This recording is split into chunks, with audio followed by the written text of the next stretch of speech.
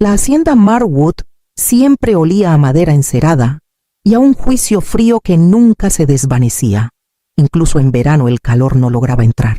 Me senté en el extremo más lejano de la larga mesa de caoba, con las manos cruzadas en el regazo, el corazón latiendo en un ritmo pausado, casi ensayado.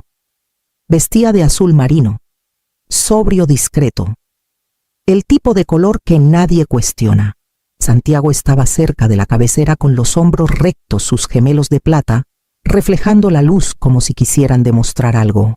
Mateo se recostó en su silla frente a mí, con los brazos estirados cómodamente un tobillo, descansando despreocupadamente sobre la otra rodilla. Mi hijo.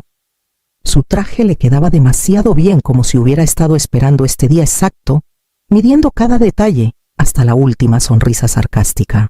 El señor Valdés, nuestro abogado, carraspeó y ajustó sus lentes. Gracias a todos por venir. Estamos aquí para ejecutar formalmente el testamento final de Esteban D. Marwood. El silencio que cayó sobre la sala no era respetuoso, solo expectante. Según lo estipulado, la mayor parte de los activos líquidos de Esteban, incluidos 150 millones de pesos en activos discrecionales, se transferirán directamente a Mateo L. Marwood, su hijo y heredero legal. Mateo no reaccionó de inmediato.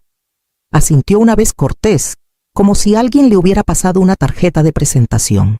Bajé la mirada hacia mis manos. No se movieron. Valdés continuó. Las acciones restantes del negocio, las propiedades gestionadas por fideicomisos y los fondos filantrópicos se detallarán a continuación. Pero en cuanto a las asignaciones personales, no hay ninguna provisión directa para la señora Clara Marwood. No parpadeé. Hubo una pausa breve, pesada e incómoda para todos, menos para Santiago, quien cruzó los brazos y soltó un suspiro largo, como si acabara de resolver un problema complicado. Clara dijo, con una voz calma casi ensayada: siempre has sido una mujer de a de veras independiente. Esteban admiraba eso. Más de una vez dijo que no necesitabas que nadie te diera nada, que tú sola te abrirías camino. Mantuve la mirada fija, perdida entre la jarra de agua y las vetas pulidas de la mesa que parecían cicatrices. No respondí. No confiaba en que mi voz saliera en algo más que un susurro o un grito. Mateo se movió. Su pie cayó al suelo, la primera señal de que algo en la sala no había salido exactamente como esperaba. Miró al señor Valdés, quien ajustó la pila de documentos frente a él, pero no continuó. En cambio, alcanzó su maletín, desabrochó el cuero desgastado y sacó un sobre separado grueso color crema, sellado con cera roja oscura. Reconocí la letra de Esteban de inmediato. Ángulos marcados. Líneas precisas. Contuve el aliento. Hay un último asunto, dijo Valdés. El señor Marwood dejó esto con instrucciones específicas. No es una directiva legal, sino personal. Debe leerse solo después de ejecutar el testamento y únicamente en presencia de la familia inmediata. Santiago se tensó. Mateo miró el sobre como si fuera una acusación. No me moví, pero dentro de mí algo cambió. No era esperanza. Todavía no. Solo un lento deshacerse del relato que creían haber terminado de escribir. Valdés colocó el sobre en la mesa, centrándolo entre nosotros como un desafío. ¿Procedo?, preguntó mirándome directamente. Lo miré a los ojos por primera vez esa mañana. Sí, dije en voz baja.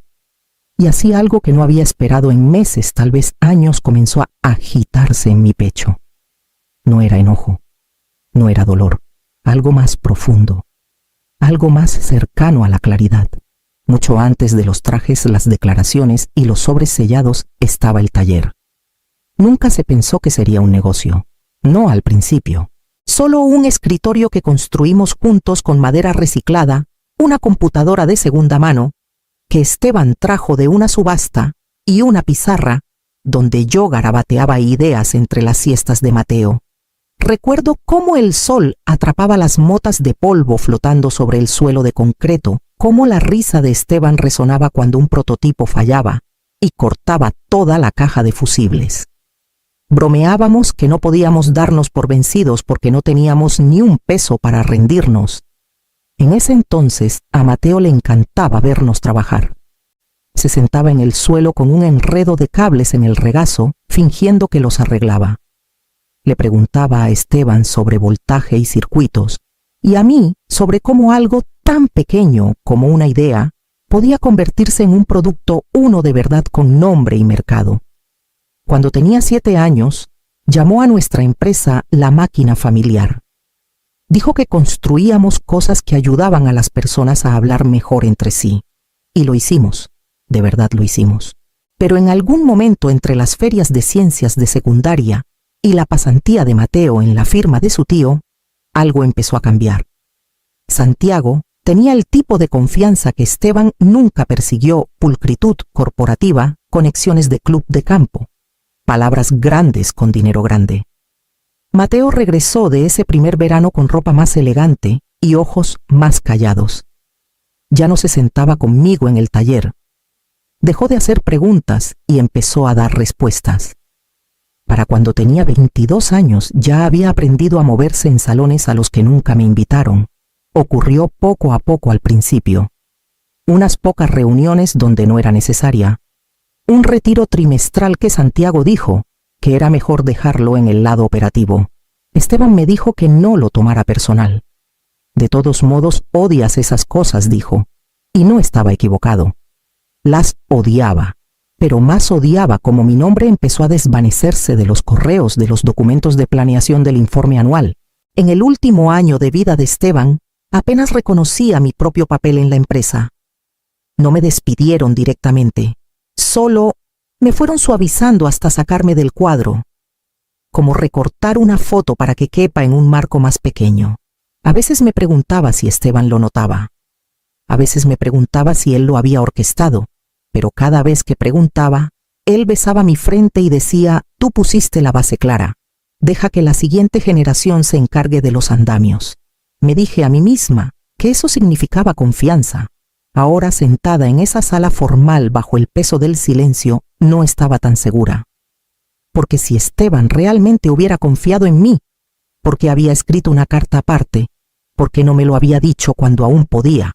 Mientras el señor Valdés cortaba cuidadosamente el sello de cera, me senté más derecha conteniendo el aliento contra el dolor que no había dejado salir en meses. El sobre se abrió con un sonido tan suave que parecía imaginado. Pero las palabras dentro probarían lo contrario. El señor Valdés desdobló la carta con manos cuidadosas como si pudiera deshacerse entre sus dedos. El papel crujió, suavemente envejecido, pero firme, como solía ser la voz de Esteban, en las noches cuando éramos solo nosotros dos, susurrando sobre cosas que importaban. Carraspeó y comenzó: a mi esposa Clara, si estás escuchando esto, entonces ya no estoy a tu lado, pero espero estar cerca. Imagino que este momento no es fácil. Si los demás están presentes, imagino que es peor. La sala se movió. Mateo se quedó inmóvil. Santiago se recostó apretando la mandíbula. Mantuve mis ojos en la carta. Quiero empezar diciendo esto: nunca dudé de tu lealtad. Ni una vez. Todo lo que construimos, esta familia, esta empresa, esta vida, comenzó porque tú creíste en algo antes que nadie, incluyéndome a mí. Sentí que mi garganta se cerraba, pero no dije nada. Sospecho que Santiago y Mateo han hecho movimientos desde que enfermé. También sospecho que han pintado esas decisiones como protectoras o necesarias. No fueron ninguna de las dos. He visto cómo tratan tu silencio como debilidad. Cómo asumen que tu gracia es ignorancia. Ese error les costará. Un suspiro brusco de Santiago. Valdés no hizo pausa. No pude detenerlos directamente sin provocar demoras legales para las que no tenía tiempo. Pero hice lo que pude. Y lo que pude fue suficiente. Miré a Mateo entonces, solo por un momento. Su mandíbula se tensó, pero su expresión era indescifrable. He creado un fideicomiso separado bajo tu control exclusivo, ligado a la propiedad intelectual central de Innovaciones Marwood. Las patentes, los contratos de investigación, los acuerdos de licencias, todo lo que importa. Las acciones por las que han peleado son decorativas sin el motor que las sostiene. Santiago se movió en su silla de repente menos compuesto. La pierna de Mateo rebotó una vez, luego se detuvo. La documentación está guardada en la unidad 13C en Almacenes Vista Hermosa. La llave está en tu joyero detrás del relicario de plata que nunca usas. Valdés tiene el código. Los documentos incluyen un poder notarial completo sobre el fideicomiso y una declaración de intenciones notarizada firmada 6 meses antes de mi última hospitalización. Hizo una pausa para dejar que eso calara. Podía sentir la energía en la sala colapsando hacia adentro como si el aire mismo se volviera más pesado. No te lo dije antes porque sabía que querrías darles el beneficio de la duda. Y no podía permitirme que dudaras cuando importaba. No esta vez. No me di cuenta de que mis manos estaban apretadas hasta que mis nudillos dolieron. Has pasado toda tu vida ganándote un respeto que eras demasiado generosa para exigir. Espero que con esto ya no tengas que pedir lo que siempre fue tuyo. La voz de Valdés se suavizó al leer la última línea. Nunca fuiste un accesorio de este legado, Clara. Tú eres el legado. Termina lo que empezamos en tus propios términos. El silencio cayó como una piedra. No miré a Santiago. No necesitaba hacerlo. Estaba descolocado. Su autoridad había sido socavada de un solo golpe. Mateo se levantó lentamente. No gritó. No estalló. Simplemente me miró como si fuera una extraña y dijo: cometió un error. Lo miré firme. No dije. Por fin corrigió uno. Mateo parpadeó. Una vez. Luego se dio la vuelta y caminó hacia la puerta. No la cerró de golpe, pero el peso de su ausencia golpeó la sala como un trueno. Santiago permaneció sentado, hombros tensos, ojos bajos. El señor Valdés cerró la carta y la deslizó de nuevo en el sobre. ¿Quiere la dirección de la unidad ahora?, preguntó. Asentí. Mi voz había regresado. Sí, es hora de que vea lo que Esteban dejó atrás. La unidad de almacenamiento estaba más fría de lo que esperaba. Pensé que tal vez habría polvo o algún olor a tiempo acumulado, pero estaba limpia, casi estéril. El tipo de espacio de Esteban. Dentro de la caja fuerte a prueba de fuego, encontré lo que había prometido: una carpeta manila, una bolsa bancaria y un diario negro desgastado en las esquinas. Abrí la carpeta, primero documentos legales nítidos y definitivos. Una adenda firmada y notarizada al testamento fechada 6 meses antes de su última hospitalización. Me nombraba en un lenguaje claro como la única beneficiaria y controladora legal de todos los derechos propietarios ligados a Innovaciones Marwood. El segundo artículo, la bolsa bancaria, contenía documentación de 3 cuentas, todas a mi nombre. 2 nacionales, una internacional. Los saldos hicieron que mis manos temblaran. Él había estado preparándose. No para una guerra, sino para una defensa. Silenciosa, limpia. Pero fue el diario el que me deshizo. No era largo, sin fechas en la mayoría de las entradas. Solo pensamientos, advertencias, preguntas que Esteban nunca hizo en voz alta. Vi a Mateo hablar con la junta sin consultarla.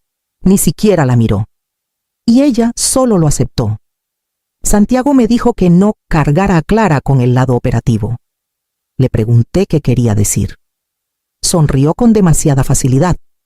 Mateo cree que me está protegiendo, pero en realidad protege lo que teme perder. Legado: poder, la versión de sí mismo que Santiago construyó, no la que nosotros criamos. Leí cada palabra. 2 veces. Esa noche, después de guardar todo de nuevo, me senté en la cocina con las luces apagadas. No lloré. Estaba más allá de eso. Solo sentía cansancio. Cansada y muy despierta. El golpe llegó justo después de las 11. 3 toques suaves. Abrí la puerta y ahí estaba Mateo. El cabello ligeramente desaliñado, la chaqueta colgada sobre un hombro como si aún fingiera que esto no era personal. ¿Puedo entrar? No dije nada. Solo me hice a un lado y lo dejé pasar. No se sentó. Se quedó de pie en medio de la sala, lo bastante lejos como para no parecer un hijo. Sé lo que te dejó, dijo. Esperé. Esa empresa era para mí. Lo dijo como si fuera un hecho, como si la herencia fuera un derecho de nacimiento y no algo ganado. ¿Sabes?, dije, cuando tenías 9 años me preguntaste si creía que las abejas recordaban quién construyó su colmena. Dije que no lo sabía, pero que esperaba que sí. Parpadeó. ¿Qué tiene que ver eso con algo? No construiste esto. Solo llegaste cuando ya estaba en pie. Dio un paso adelante. He vivido en este negocio desde que era niño. Lo conozco mejor que tú nunca lo harás. No dije. ¿Sabes cómo usarlo? No es lo mismo. Su expresión se endureció. ¿Crees que la Junta te seguirá? Apenas recuerdan que alguna vez fuiste parte de esto. Colapsarás bajo el peso y no estaré ahí para detenerlo. Lo sé, dije con calma. Estarás demasiado ocupado intentando probar que nunca debí estar ahí para empezar. Me miró entonces, realmente me miró. Por un momento pensé que podría disculparse, pero en cambio se dio la vuelta. No ganarás, mamá. Nadie te seguirá. Dejé que el silencio se extendiera. Entonces iré sola, dije. Salió sin decir otra palabra. Y cuando la puerta se cerró tras él, no se sintió como una pérdida. Se sintió como el primer respiro de mi propia historia. Estaba sentada frente a Elena en su porche con los dedos alrededor de una taza de la que no bebía. El té se había enfriado, pero necesitaba algo a lo que aferrarme. Ella no me presionó, solo dejó que el silencio colgara entre nosotras como una red lista para atrapar lo que no podía guardar dentro. No dejó de repetirlo, dije finalmente. Esa noche en el porche, la mirada en sus ojos, como si hubiera tomado algo que le pertenecía. Elena soltó un suave suspiro, su voz baja. No tomaste nada, Clara. Conservaste lo que ya era tuyo. Asentí, pero se sintió vacío. No siempre fue así. Cuando era pequeño, Mateo esperaba junto a la puerta del taller, solo para acompañarme adentro. Tomaba mi mano, incluso cuando ya era demasiado grande para eso, como si necesitara recordarse que yo seguía ahí. Elena se quedó en silencio. Tuvo pesadillas durante 2 años seguidos después del primer viaje de negocios de Esteban. Yo era la única que podía calmarlo. Me acostaba a su lado y trazaba las estrellas en su techo hasta que su respiración se ralentizaba. Miré la taza. No sé cuándo desapareció esa versión de él. Ella extendió la mano colocando la suya suavemente sobre la mía. No desapareció. Cambió. Algunas personas evolucionan, otras se endurecen. Quería que eso fuera suficiente. Quería que lo explicara todo. Pero el amor te hace seguir buscando una versión de alguien que dejó de existir hace mucho. Esa tarde llegó la llamada del señor Valdés. Se están moviendo rápido, dijo. Santiago y Mateo han solicitado convocar una votación de emergencia de la Junta. Alegan que el fideicomiso fue manipulado, mientras tu esposo estaba médicamente comprometido. No respondí. Solo esperé. No ganarán, agregó. Legalmente es blindado. Esteban firmó todo en privado con un notario de tercera parte y autorización médica. Tengo la documentación. Por supuesto que lo sabían, solo que no les importaba. Están apostando por el ruido, no por el mérito, dijo. Y si no respondes emocionalmente, no tendrán nada a lo que aferrarse. Le agradecí y colgué. La cena ya estaba programada. La esposa de Santiago, Teresa, había insistido en una reunión de reconciliación formal, aunque nadie fingía que sería tal cosa. Llegué tarde a propósito. Cuando entré al comedor, la mesa ya estaba llena, pero la conversación era escasa. Santiago se levantó para saludarme, alzando una copa con la rigidez del deber. Qué bueno que viniste, Clara. Esperamos aclarar las cosas esta noche.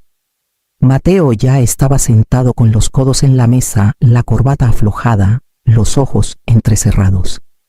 No levantó la vista hasta que sirvieron el segundo plato. Cuando lo hizo fue como ver caer una máscara.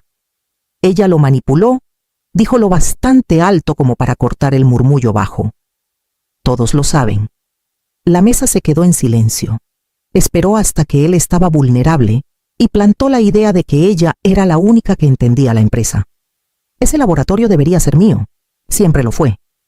No hablé. Neither did Elena seated beside me as a buffer. Santiago carraspeó. Mateo. No espetó Mateo. Ella no construyó ese laboratorio. No escaló este negocio. No sabe cómo funciona. Llevaba diarios y presupuestos de kermeses. Eso no es estrategia. Lo miré entonces. Realmente lo miré. Estaba desmoronándose. No porque hubiera perdido, sino porque había sido visto. despojado de la narrativa que había escrito para sí mismo y expuesto por lo que se había convertido. Me puse de pie. Tienes razón, dije suavemente. No lo construí sola. Tuve a tu padre. Tuve mis propias manos. Tuve 20 años de silencio que te compraron cada asiento en cada mesa en la que te sentaste. Y ahora que he dejado de callar, no sabes qué hacer. Su silla raspó ruidosamente al empujarla hacia atrás, con la respiración agitada, los ojos vidriosos. Pero no esperé otro estallido. Salí por el pasillo, bajé los escalones y entré en el aire nocturno que se sentía más limpio que en años. Detrás de mí, escuché los pasos de Elena siguiéndome. Delante de mí, vi solo el camino del que me habían apartado, ahora completamente abierto otra vez. El laboratorio estaba en silencio cuando abrí las puertas por primera vez. La llave que Esteban había etiquetado como solo CM giró con suavidad, como si hubiera estado esperándome. Adentro todo estaba impecable. No estéril, no frío, solo intacto. Una fila de estaciones de trabajo perfectamente alineadas, la luz del sol derramándose sobre los mostradores pulidos.